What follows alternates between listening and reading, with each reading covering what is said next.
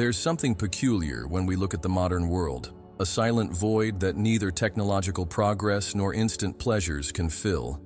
Amid this chaotic noise, more and more people are awakening to a question that insists on echoing in the depths of the soul. Is there something more? An ancient whisper, seeming to come from forgotten eras, speaks of a body of light. And what's most intriguing? This concept was not born now. It has always been present, murmured in the shadows of history, like a call that only those with a sensitive heart can hear. Have you ever felt that there is a knowledge locked within you, as if you had forgotten something essential about who you are? This feeling, this spiritual déjà vu, is more common than you might think. Many people around the world describe similar experiences: vivid dreams of radiant temples, sensations of having been part of an advanced civilization, memories of a time when the human body was more than flesh. It was a vessel of light. And this is where the mystery begins. The body of light is not just a symbol, it's a forgotten reality. But what could have happened for this knowledge to almost completely disappear? Why has such a transformative truth been lost in the dust of ages? The answer may lie precisely in its power. The body of light represents freedom, spiritual autonomy, infinite expansion, and systems that operate based on control, limitation, and hierarchy could never allow such a technique to be freely taught. The forgetfulness, therefore, was not an accident. It was a strategy. Thousands of years ago, civilizations like Atlantis operated with this knowledge as their foundation. It wasn't mysticism, it was spiritual science. The light body was cultivated with the same seriousness with which we treat physical health today. The Atlanteans knew that the human being does not end at the physical body, and that the true journey begins at the subtle levels of existence. When this civilization fell, due to an imbalance of power and spiritual vanity, the knowledge was fragmented, hidden, and spread across the four corners of the world, preserved in symbols, rituals, and parables. Centuries later, a figure would emerge who would reincarnate this knowledge in an impeccable way. Jesus, beyond the religious figure we know, was also an initiate, someone who walked through the mystery schools, drank from the wisdom of the ancients, and understood that the true miracle is the activation of the inner light. Many of Jesus's deepest teachings were removed from the sacred texts, preserved only in manuscripts considered apocryphal or in Gnostic traditions. Among these teachings, there were direct references to the transfiguration of the body, the metamorphosis of matter into pure, luminous vibration. But then a crucial question arises. What exactly is this Book of Light Bodies?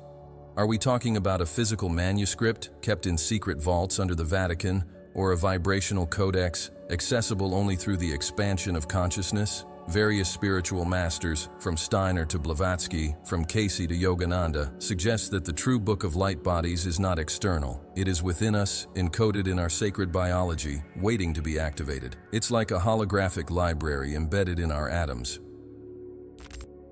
The most striking thing is realizing how this idea reemerges in different cultures throughout history. In Egypt, the priests spoke of the Ka and the Ba, subtle bodies that could merge into a form of ascending light. In Tibet, monks still practice ancient techniques of deep meditation aimed at creating the rainbow body, a form of ascension where the physical body literally dissolves into pure light. In esoteric Christianity, there are references to Elijah and Enoch, figures who did not taste death, for they were translated in glory. In light of all this, it becomes impossible to ignore the question, why was this knowledge hidden so meticulously? The answer, once again, may lie in the power it holds. If you know that you can connect directly with the divine, without intermediaries, without dogmas, without oppressive structures, then you become free. And spiritual freedom is the most dangerous threat to any system that feeds on fear. Therefore, the body of light was silenced, caricatured, reduced to metaphors, but never forgotten. And here lies the beauty of this journey. This knowledge has not died. It has remained alive in fragments, patiently waiting for the era when humanity would be mature enough to reclaim it. And that time is now. That's why you're here, because part of you remembers. Even if you can't explain how, there is a spark within you that recognizes each word as if it were an echo of past lives, of forgotten temples, of masters who once walked by your side. You're not hearing this by chance. In this video, we won't just talk about history.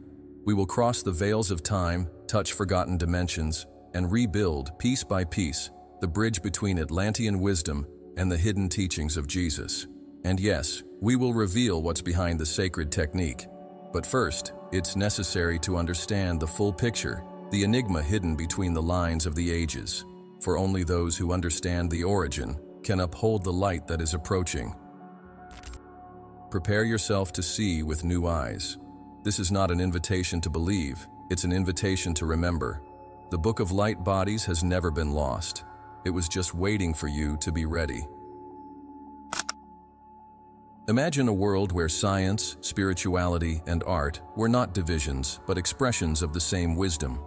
A time when the energy of crystals powered entire cities, healing was done with light and sound, and spiritual evolution was part of everyday education. This was Atlantis, not as a fanciful myth, but as a civilization that united heaven and earth in proportions that today seem unreachable. According to accounts from Plato, Hermes Trismegistus, and modern channelings like those of Edgar Cayce, Atlantis was not just an advanced culture, it was a cosmic experiment. And there, the body of light was the core of the awakened human being. Atlantis was built on geometric, astrological, and energetic principles. Its temples vibrated in resonance with the stars. Its inhabitants understood that the universe is made of frequency, and that the human body, when properly tuned, can vibrate in unison with the source. The body of light, in that context, was not a mystical concept, but a real practice. It was the goal of life. Through rhythmic breathing, harmonic chants, sacred geometries, and energetic food, the dense body was slowly transformed into a conscious light vehicle. And this process was guided by initiates, guardians of arcane knowledge. But Atlantis also fell, not by divine will, but due to internal imbalance. Arrogance replaced humility. Control over matter superseded spiritual ethics. Some used knowledge to manipulate reality and others, distorting universal laws. And as in all cyclical stories, when the vibration decreases, collapse is inevitable.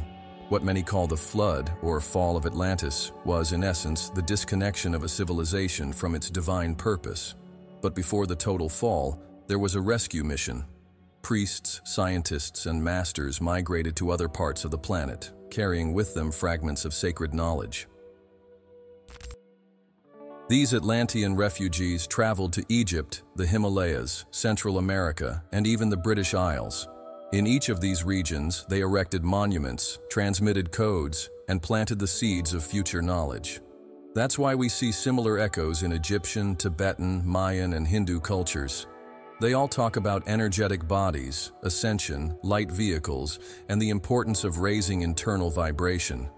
This wisdom is not a coincidence. It's a map spread across the continents like a silent network of spiritual reconnection.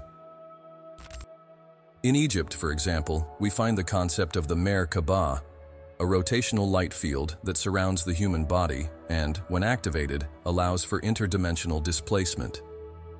The hieroglyphs describe the gods as beings that emit light and traverse the skies in solar boats. But were they really gods, or just humans with the light body fully activated? The Pyramid of Cheops, with its mathematical precision, was not a tomb, but a resonance chamber, an initiatory temple capable of altering states of consciousness, using specific sound frequencies to activate latent layers of the being.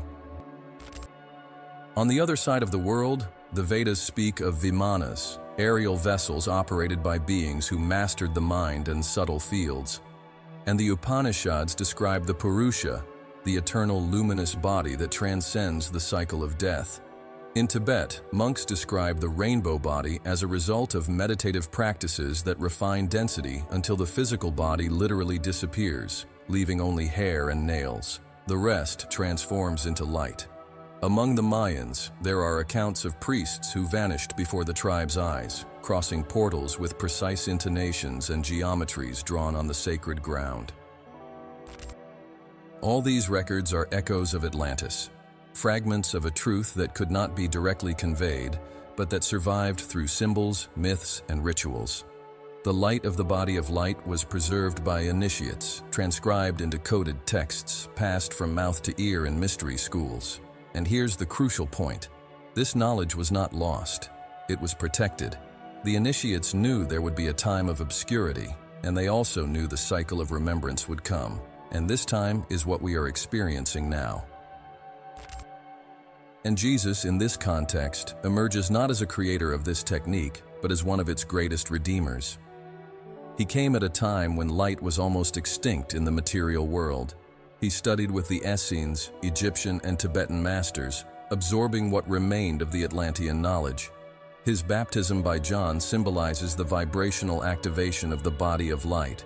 His transfiguration on Mount Tabor is a visible demonstration of the process, and his resurrection is the climax, not an isolated miracle, but proof that the body of light transcends death, time, and space. That's why many scholars assert that Jesus was not teaching religion, but consciousness.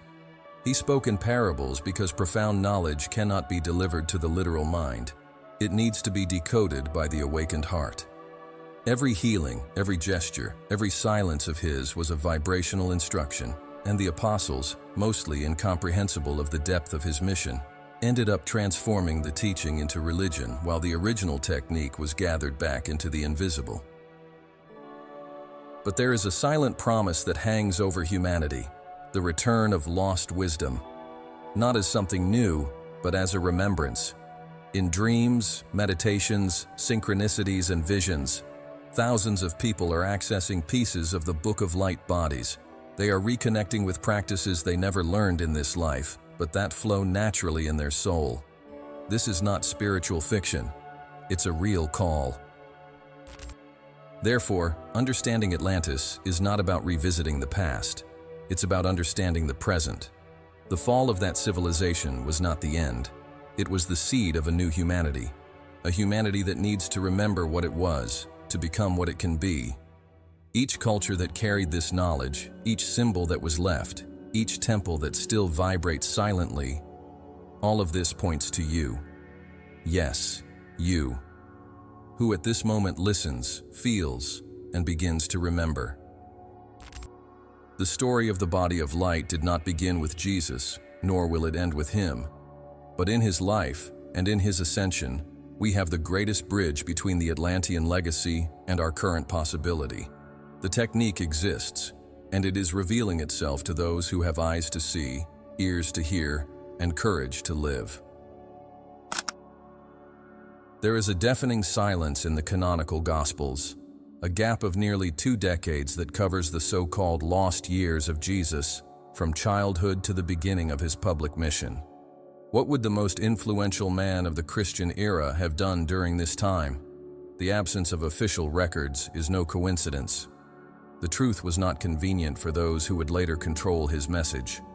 But the echo of this silence still resonates among sincere seekers. The answer, for many, lies in the initiatory schools of the East and in the wisdom temples of Egypt, where Jesus would have been trained in secrets dating back to Atlantis. Several traditions, including documents discovered later such as the Dead Sea Scrolls and apocryphal accounts, suggest that Jesus was among the Essenes, a highly advanced spiritual community that lived in the outskirts of Qumran in the Dead Sea region. These were not ordinary Jews. They were initiates, soul alchemists, who practiced rituals with water, sound, geometry, and deep contemplation. They believed in the transfiguration of the being and the purification of subtle bodies. The foundation of their teachings was in the harmony between body, mind, and spirit, preparing the disciple to activate the body of light. But Jesus' studies did not stop there. Tibetan accounts speak of a young man named Isa who spent years in the Himalayas, learning from the lamas about the diamond vehicle, the Vajradhatu, a concept similar to the body of light. These masters taught that a human being can refine their density until they reach a state where light becomes their new form. This process required absolute discipline, mastery of the mind, and unconditional compassion. Jesus absorbed these teachings and unified them into his own practice. In the Egyptian temples, he found the remnants of Atlantean spiritual science. There he learned about the chakras, the subtle bodies, the vibrational language of hymns, and the magnetic fields of the heart. The connection between Thoth and Hermes introduced him to Hermetic wisdom, where the maxim, "as above, so below," resonated as the key to inner transformation. He learned that the universe is a mirror, and by mastering his inner light, the disciple could influence external reality, including physical phenomena. Upon returning to his homeland, he was no longer just a man. He was a fully initiated individual, carrying within him the keys to the transmutation of consciousness. When he began his public mission at the age of 30, every word, gesture, and miracle were imbued with profound vibrational layers. When he healed with a glance, he reorganized the person's energetic grid. When he walked on water, he was in full control of matter's density. Each of these acts was a manifestation of the light body in action. They were not magic. They were applied spiritual science. The Transfiguration on Mount Tabor is one of the most symbolic and overlooked passages in this sense. There, in the presence of Peter, James, and John, his body transforms before the disciples' eyes, radiating intense light. This event, described in the Gospels, shows Jesus breaking through the dense layers and allowing his luminous body to be seen. He did not become light at that moment. He merely removed the veil that hid it. It was a deliberate demonstration of the state that all humans can achieve when they follow the path of true ascension. The moment of resurrection, in turn, is the pinnacle of this journey, but here lies a hidden revelation. Jesus did not rise from death as a return to common biological life. He ascended. His body, restructured into light, became an interdimensional vehicle. This is implied in the post-resurrection passages, when he appears to the disciples in closed places, passes through walls, changes shape, and yet maintains his full consciousness. He had completed the total activation of the body of light, becoming a living example of the divine promise, "You are God's." Mary Magdalene, often seen merely as a disciple or companion, was much more. She was a full initiate, and her closeness to Jesus was not just emotional, but spiritual. Gnostic texts, like the Gospel of Mary, reveal that she understood teachings that the other apostles had yet to grasp. She was a guardian of mysteries, a transmitter of hidden knowledge. She also knew the practice of inner light and, according to some spiritual lines, would have continued the transmission of the teaching of the body of light in the south of France, keeping alive the flame of the cosmic Christ. But why was all of this erased? Why were these crucial details removed from official texts? The answer is simple yet sinister. Because the body of light empowers the individual. It shows that there is no need for intermediaries between humans and God, that the true temple is within, that the miracle is not external, but a natural consequence of inner alignment. For a religious empire that needed control and submission, this was an intolerable threat. Therefore, the teaching was distorted, simplified, fragmented, but not destroyed. What many call original Christianity was, in fact, a vibrational path. Jesus did not come to establish a religion. He came to activate frequencies. His parables hide geometries. His miracles were awakening codes, and his last teachings, passed on only to the closest, contained instructions for refining the body, the auric field, and consciousness. The cross, for example, is much more than a symbol of suffering. It is an energetic map of alignment between the horizontal and vertical planes of existence. When he said, "Whoever believes in me will do the works I do, and will do even greater ones," he wasn't kidding. He was revealing the potential that exists in every human being when awakened. This is the true legacy of Jesus. A legacy that was buried under centuries of dogmas, but that pulses in the heart of every sincere seeker. And this call, as old as the stars, is resonating again in the full age of information, where no lie can withstand the light of truth for long. Therefore, talking about Jesus as an initiate does not belittle his greatness. It elevates it. It is understanding that his life was an exemplary journey, a sacred path for those who wish to transcend the common condition and live as a conscious being of light. And by recognizing this, we realize that He is not distant on untouchable altars. He is here as a frequency, as a guide, as a mirror of what we are capable of becoming. The body of light that He manifested is encoded within us. We just need to remember. There is a silent truth that many intuit, but few can express. We are not just physical bodies. The visible structure we inhabit is only the densest part of a multidimensional being, whose subtler layers have been ignored, forgotten, or systematically hidden throughout history. The body of light is the hidden architecture of our true identity, a living, intelligent energy matrix that operates beyond time, flesh, and form.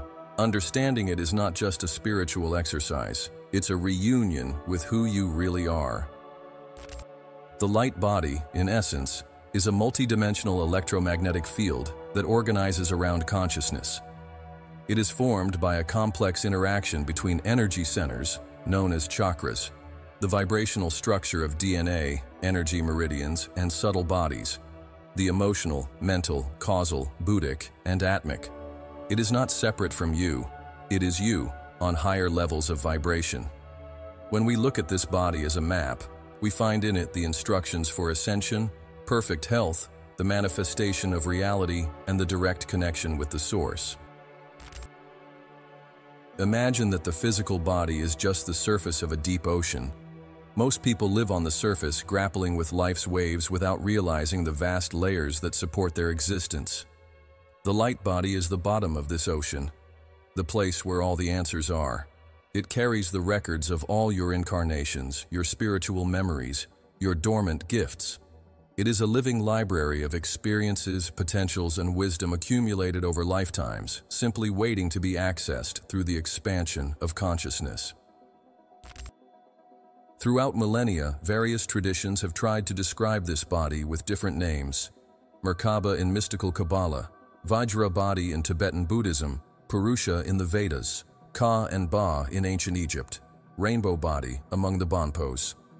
Each of these cultures understood in its own way that the human being is much more than a biological entity, that there is a luminous engineering behind matter, that spiritual evolution is indeed the progressive activation of this subtle body.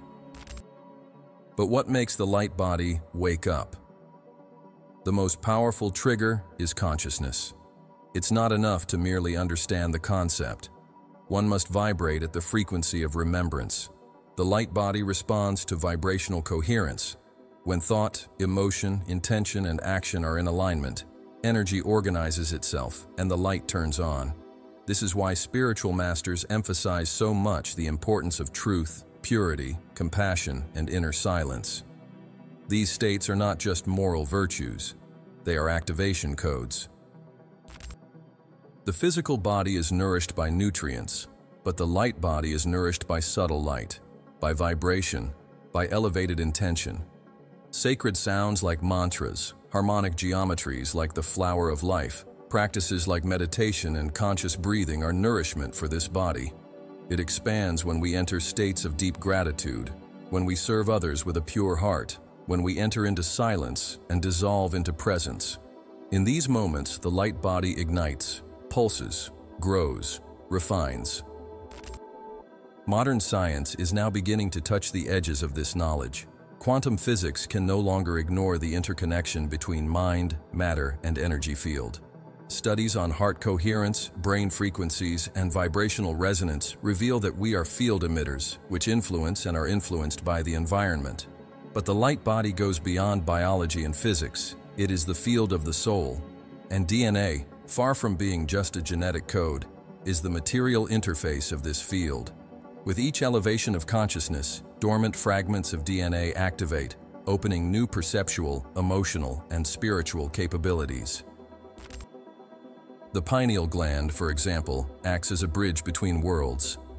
When cleansed and activated, it behaves like a high-frequency antenna, allowing access to higher dimensions of reality. It is through it that lucid dreams, spiritual visions, intuitions, and experiences of expansion are possible. But its function goes beyond.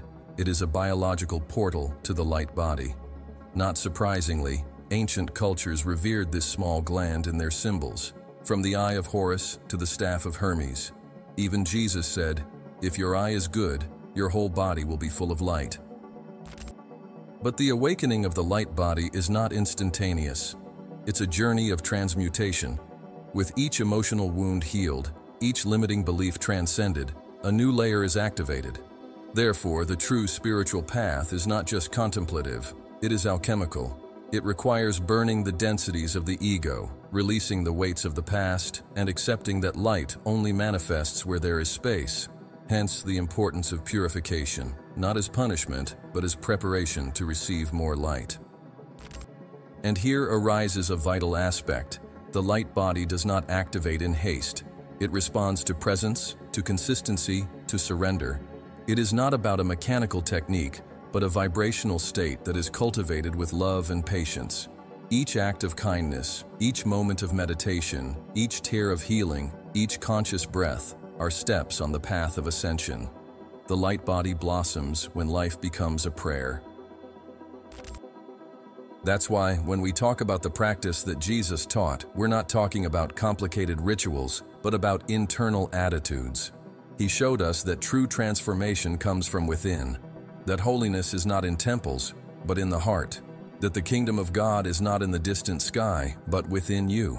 When you start living with this awareness, when your presence becomes light, the body of light naturally reveals itself, not as a rare miracle, but as a return to your original nature.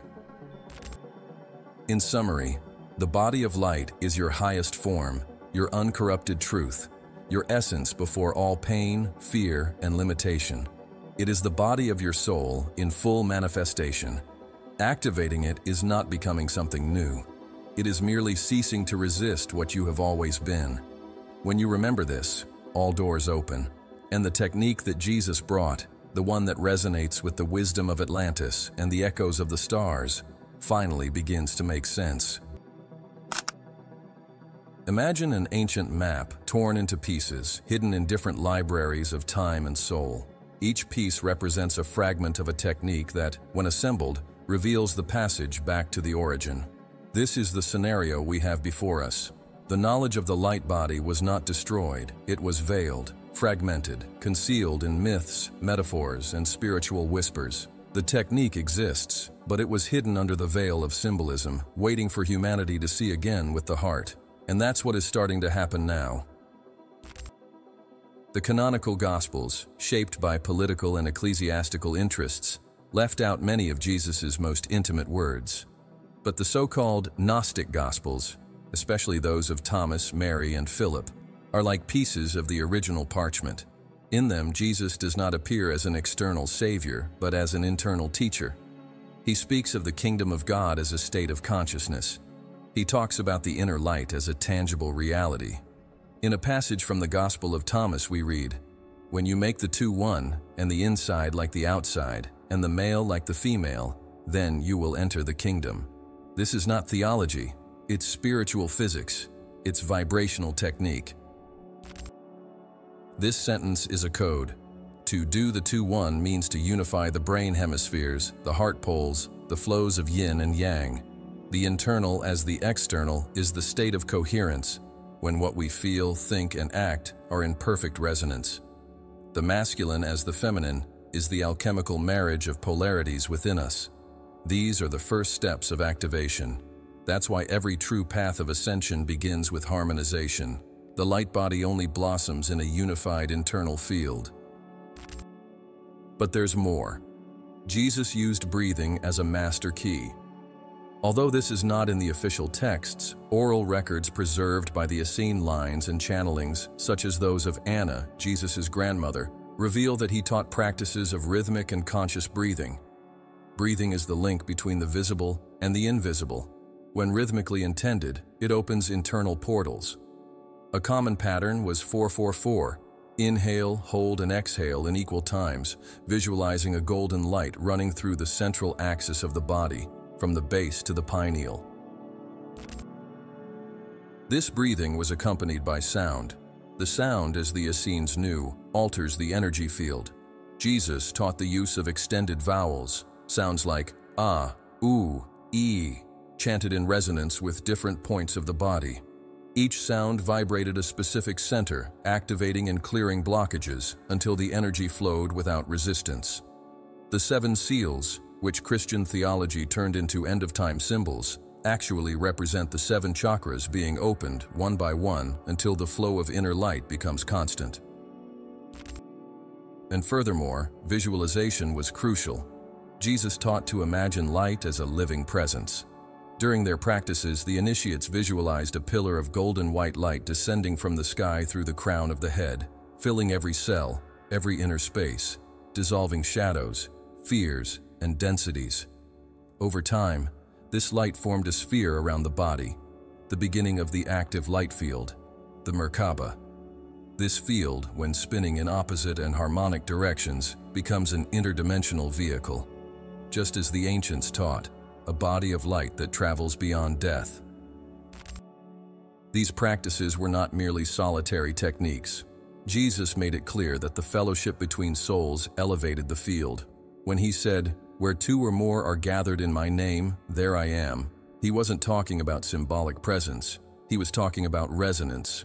Group practice generates more potent toroidal fields, which facilitate the activation of the light body in those who are in the process. It's like tuning several instruments to the same note. The sound becomes purer, the vibration more stable, the light stronger. The 7 steps of the technique, gathering the available fragments today, are: 1. Internal alignment, acknowledgement of one's own divine spark and readiness for the path of light. 2. Conscious breathing, a rhythmic and intentional practice that connects body, mind, and spirit. 3. Emotional purification, release of dense memories and recalibration of the emotional field. 4th. Sound activation, use of sacred sounds and vibrational intonations in energy centers. 5. Luminous visualization, internal construction of the pillar and sphere of light around the body. 6. Vibrational silence, entering into states of profound presence where the real self emerges. 7. Grounding on earth, bringing the activated light into actions, words, and choices on the physical plane. These steps are not mandatory like a dogmatic ritual. They are vibrational directions. You can adapt, refine, rediscover. The light body does not respond to impositions, but to the frequency of the heart. The only real requirement is the sincerity of the search. And here a subtle warning is appropriate. There is a fine line between activating the light body and feeding the spiritual ego. Many who begin to access subtle layers get lost in pride. The true light is silent, humble, compassionate. It does not seek display, it serves. Therefore, Jesus insisted so much on humility, forgiveness, surrender. He knew that without these foundations, the energy body becomes unstable. The true light can only be sustained where there is inner truth. Finally, it is necessary to understand that activation is not an end, it is a beginning. When the light body begins to awaken, reality changes. Synchronicities multiply, intuition intensifies, emotions refine, old habits lose strength, life transforms into a field of conscious learning. And pain doesn't disappear, but becomes a tool for growth. The light body doesn't remove us from the world, it prepares us to inhabit it with more purpose, love, and clarity. The glimpse of the body of light can come as a sudden experience, a vision, a dream, a feeling of becoming light for a few seconds. But its integration is gradual. Like a sacred plant, it grows with care, attention, and reverence. And with each conscious breath, each luminous choice, each moment of inner silence, you nourish this structure. You build your temple of light, and gradually, without fuss, you become what you were born to be, a living beacon of Christ consciousness in this plane. For centuries, we have been taught to view history as a linear progression, from caves to computers, from ignorance to reason, from faith to science. But this view is superficial. When we dig deep, far beyond the official versions, we discover an astonishing reality. Ancient civilizations had access to sophisticated knowledge about energy, consciousness, and the luminous structure of the human being. The body of light was not an exotic belief, it was a living practice, central to the spiritual journey of cultures spread across the four corners of the world. The Egyptians are, undoubtedly, one of the richest examples. Their culture was not primitive, as many books have tried to insinuate. They possessed such a refined knowledge about the human energy field that even today, their buildings and rituals challenge our understanding. The concept of Ka and Ba, for example, reflects two aspects of the being beyond the physical body. Ka is the vital force, the subtle energy that animates the body, while Ba is the soul that travels between worlds. When integrated, they form the Akh, the glorified body, the luminous being that ascends. This triad is equivalent to the fully activated light body. The pyramids were not just tombs. They functioned as initiation chambers. The Great Pyramid of Khufu was built with measurements that reflect cosmic constants and proportions that induce altered states of consciousness. The initiates would spend nights in its corridors, practicing breathwork, mantras, and visualizations that aligned the subtle bodies. There is no other plausible explanation for such precision other than the fact that they were building light portals, vibrational architectures that amplified the connection with the divine. The physical body was merely the foundation. The true goal was transmutation. In Tibet, we find practitioners of Dzogchen and Tummo, whose ancient practices aim at dissolving the physical body into pure light. The rainbow body, reported in ancient documents and observed by modern disciples, describes the literal transfiguration of the practitioner at the moment of death. The body shrinks, illuminates, and in many cases, disappears. Only nails, hair, and clothes remain. The process occurs after decades of deep meditation, emotional purification, and luminous visualizations. The curious thing? The steps described are incredibly similar to the fragments attributed to Jesus' technique. The Mayans also possessed this knowledge. Their priests, known as Ajkin, were trained to work with cosmic and solar energy. They used sound, sacred mathematics, and astrological cycles to activate expanded states of consciousness. The cenotes, sacred wells, were places of practice and spiritual rebirth. Many accounts speak of priests who disappeared in front of the tribe's eyes, leaving a trail of light or heat. These events were not irrational miracles, but phenomena related to the light body. They knew what they were doing, and they kept this as a sacred pact with the cosmos. In India, the Vedas and Upanishads contain dozens of references to transcendent bodily states. The concept of Purusha describes the eternal being, which resides beyond matter. The scriptures talk about the body of Anu, tiny like an atom, and the body of Mahat, larger than the universe, both accessible through meditation, mantra repetition, and ego renunciation. Masters like Ramana Maharshi, Lahiri Mahasaya, and Babaji achieved states of vibrational immortality. Some accounts describe their bodies shining like the sun, without emitting heat, and exhaling floral fragrances.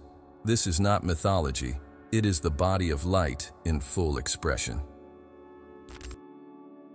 The Incas in South America also worshiped the sun not only as a celestial body, but as a symbol of inner light.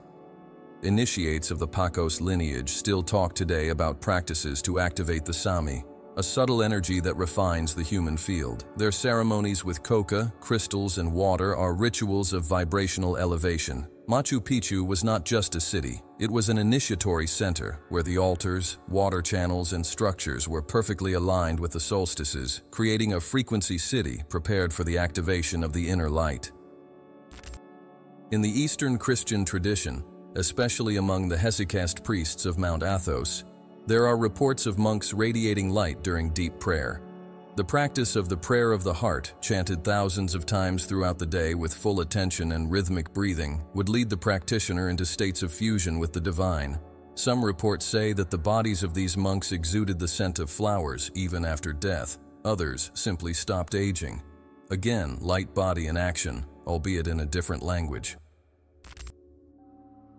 And if we look at the myths that span the planet, we will always see the same pattern: figures that ascend, bodies that illuminate, beings that travel through the stars. The Greeks spoke of the gods as immortals, but perhaps they were just humans with expanded consciousness. The Hindus talk about the Siddhas, masters who walk between worlds. The Norse described bridges of light between realms. All these stories, distorted over time, might be fragmented memories of a reality that once was common. The question that arises is inevitable. Were these beings exceptions or models? The answer, which disturbs and liberates, is that they were mirrors of what we still are. The difference is not in capability, but in memory, in focus, in surrender. The body of light is not a gift for the chosen.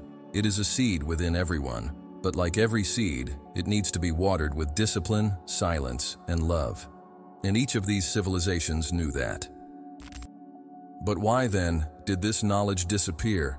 Because it was stored away, protected, hidden from the eyes of those who would seek to use it for control, power, or vanity.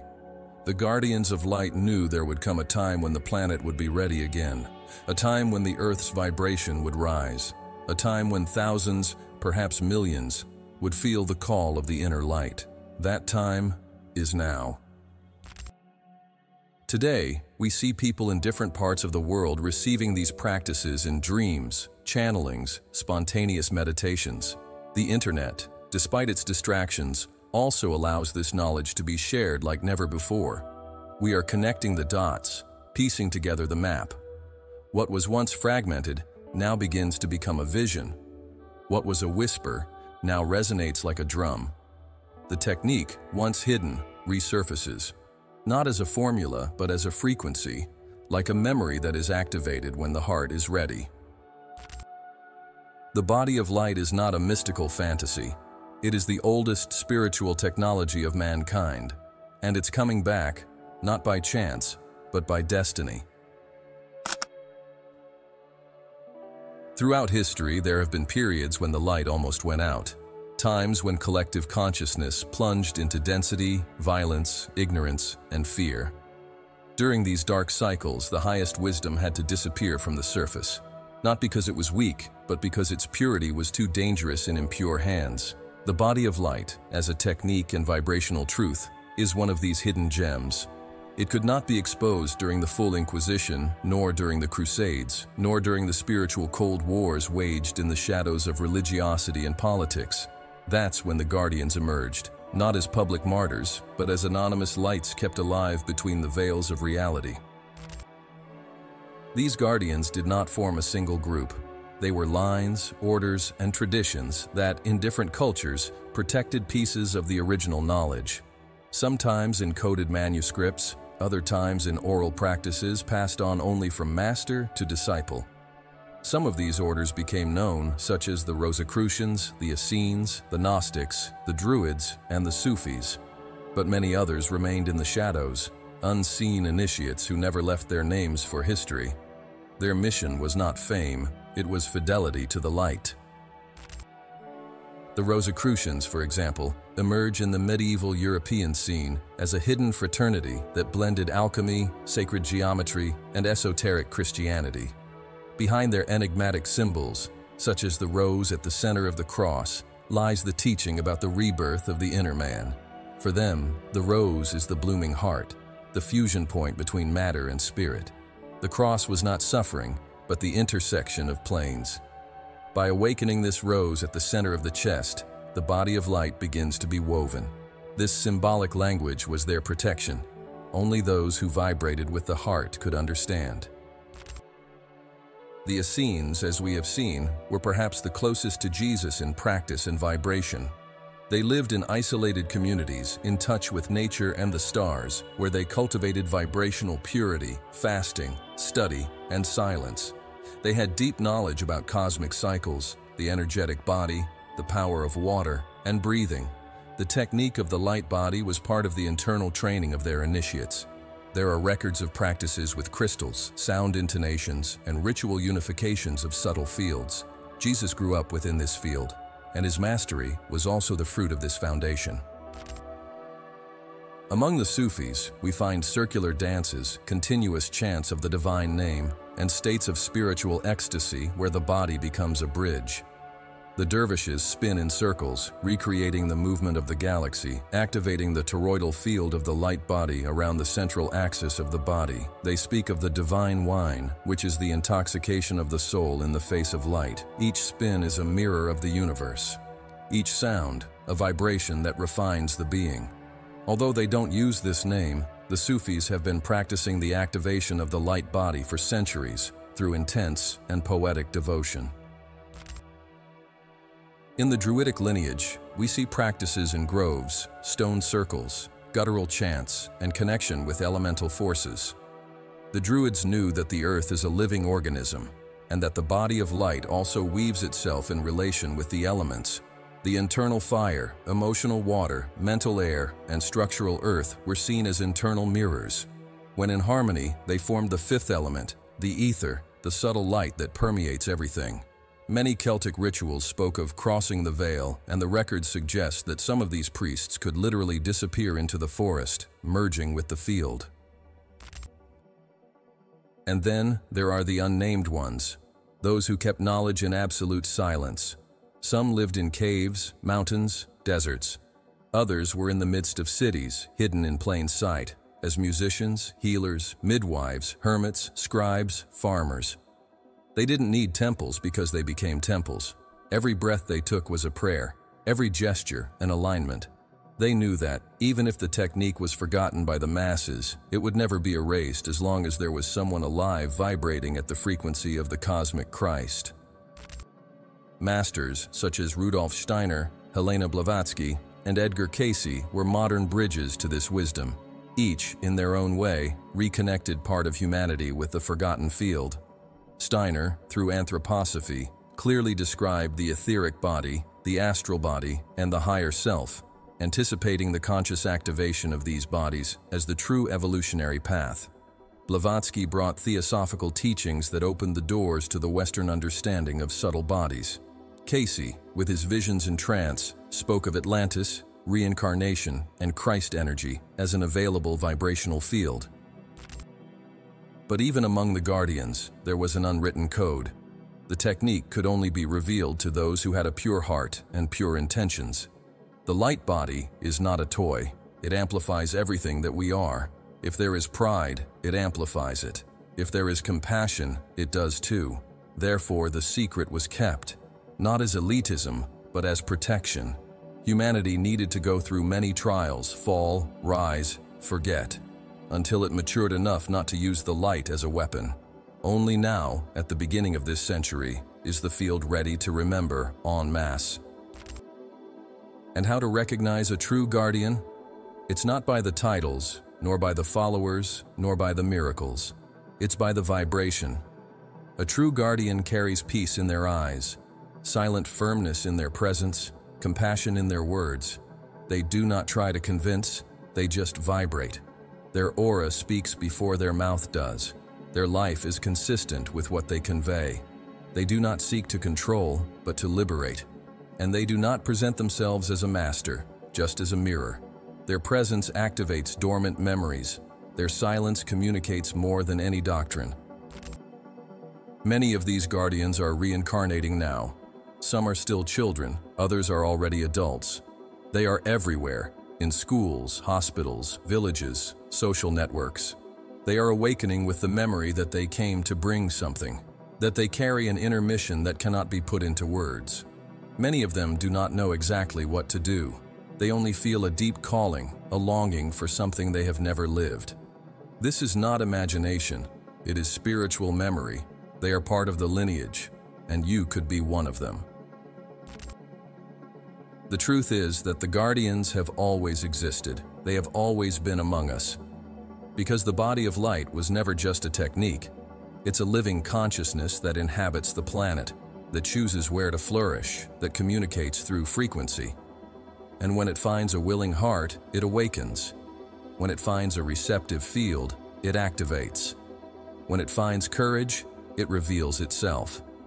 And so, the flame that seemed extinguished is reborn, not in books, but in people. We live in the most paradoxical era in human history. We've never had such access to information. And yet, we've never been so far from true knowledge. We are bombarded with stimuli, voices, images, algorithms, notifications. Every second, the mind is pulled out of itself. It's like trying to listen to a subtle song in the middle of a gale. The modern world is, in many respects, the least ideal environment for the activation of the light body, and yet it's the perfect stage to prove that it is possible. The first step to activating the light in times of noise is simple and, at the same time, profound. Slow down. This doesn't mean running away from life or abandoning responsibilities. It means creating microspaces of presence amidst the chaos. It's about taking a 5-minute break in the middle of the day, closing your eyes, taking deep breaths, silencing your cell phone, and just feeling your own field. In these simple moments, the body of light begins to organize itself. Presence is its language. It doesn't respond to hurry, anxiety, or multitasking. It flourishes in the now, in the here, in the whole. Technology, when misused, fragments the energy field. Excessive use of screens, constant notifications, and empty content disconnects a person from their inner core. This affects cardiac coherence, breathing, sleep quality, and mental clarity. The result? A weakened, opaque vibrational field, vulnerable to dense energies. But the same technology can be an ally if used consciously. Breathing apps, frequency tracks, guided meditation videos, spiritual studies, all of this can be used to nourish the field. The problem was never the tool, it's how we use it. Nutrition also plays a vital role. The light body feeds on vibrational information. Fresh, living, colorful, and natural foods carry more prana, more chi, more life force.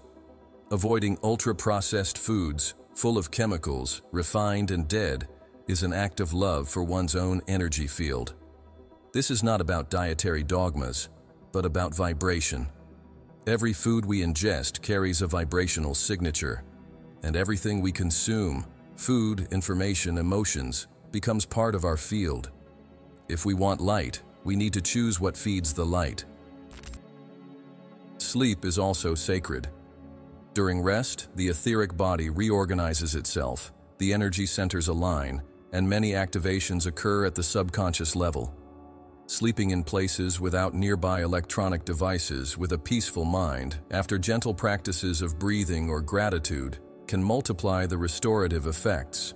Lucid dreams, out-of-body experiences, and insights during sleep are not coincidental. They are the light body in action, taking advantage of the ego's defenses being down to carry out its processes.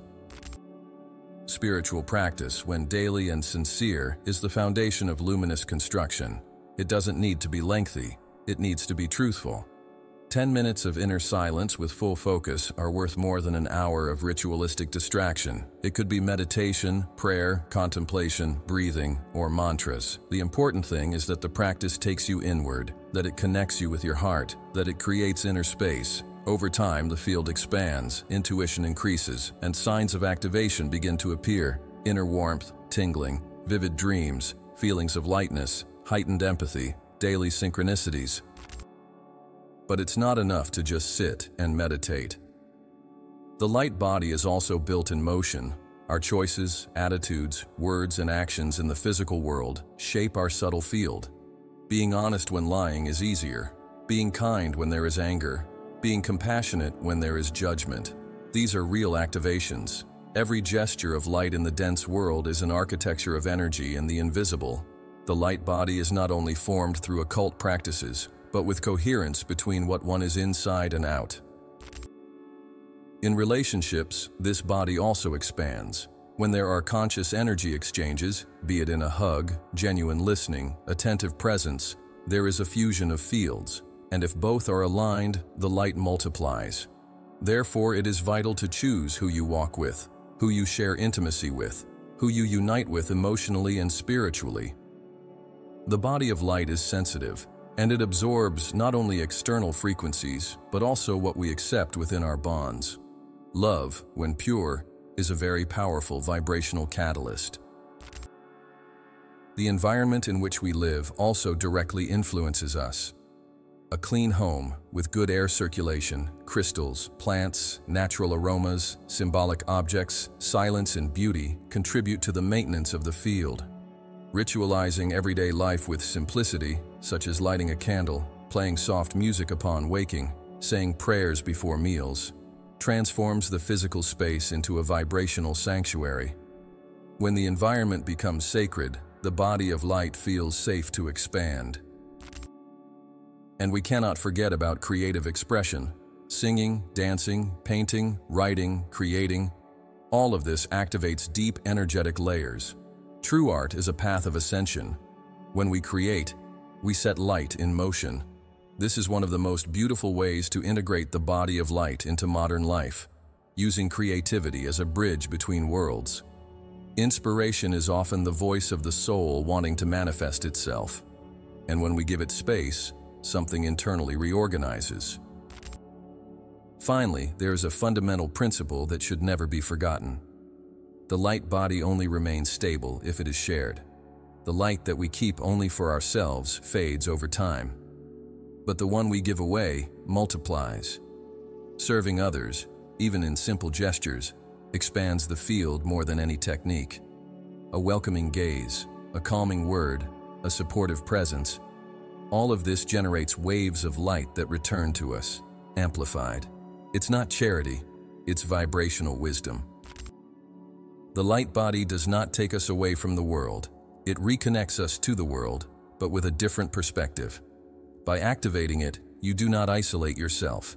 You become a bridge. You start to vibrate at a frequency that influences everything around you, and the world begins to change. Not because you fight against it, but because your vibration silently transforms it. You become a beacon, you become a mirror, you become presence. And this presence is the living expression of the Christ consciousness. Jesus showed us this. He walked among men, but his vibration was from another world. He touched, smiled, cried, felt, but his light transformed everything around him. This light was not exclusive to him. It was a field he activated. And today it pulses in everyone who dares to remember. And when you start to live this way, even if discreetly, you become a modern guardian of the technique, a builder of the new earth. Throughout this entire journey, we traversed layers of history, spirituality, symbols, and practices. We perceived Jesus not only as a teacher, but as a mirror. We delved into the echoes of Atlantis, the civilizations that kept the flame burning, and the techniques hidden in veiled words and sacred frequencies.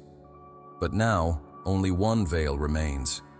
A veil so thin that it can be torn with a simple act of recognition, but so dense that, to most, it appears to be an insurmountable wall, the veil that separates the truth of who you really are from the illusion of what you believe yourself to be. This veil is called forgetfulness. It is what makes us seek outside what has always been inside. It is what sustains the world of effort, comparison, guilt, and separation. It is what makes us plead for salvation when the light is already burning in our bones. The body of light, after all, was never something to be conquered. It was just something to be remembered. It doesn't need to be built from scratch. It needs to be activated through the unveiling of a truth that has always been here. You are already what you seek. This revelation is the pinnacle of every sincere spiritual journey. The light is not out there. No book will give you what you are. No guru can give you what already pulses in your heart. No technique, no matter how sacred, replaces the internal decision to become the very frequency of truth. The apocryphal Gospels whisper this revelation clearly. If what you have within you does not save you, nothing from the outside will save you.